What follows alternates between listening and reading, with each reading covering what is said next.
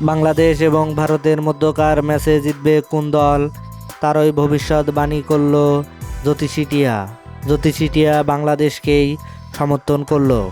বাংলাদেশ ইতোমধ্যে সুপার এইটের প্রথম ম্যাচ খেলে ফেলেছেন। অস্ট্রেলিয়ার বিপক্ষে দুর্দান্তভাবে হেরেছে বাংলাদেশ দল।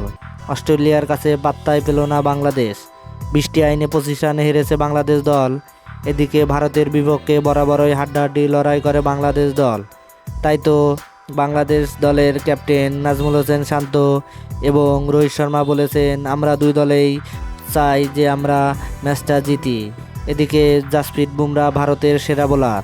এর আগের ম্যাচে 4 ওভারে 7 রান দিয়ে 3 উইকেট পেয়েছেন। তাই তো জাসপ্রীত বুমরাকে নিয়ে খুব ভয় আছে বাংলাদেশ দল। এদিকে বাংলাদেশ দলের ব্যাটিং লাইন আপ খুবই দুর্বল। টপ অর্ডাররা তেমন পারফরমেন্স করতে পারছেন না। তাই তো বাংলাদেশের ভরসার নাম তাওহিদ হৃদয়।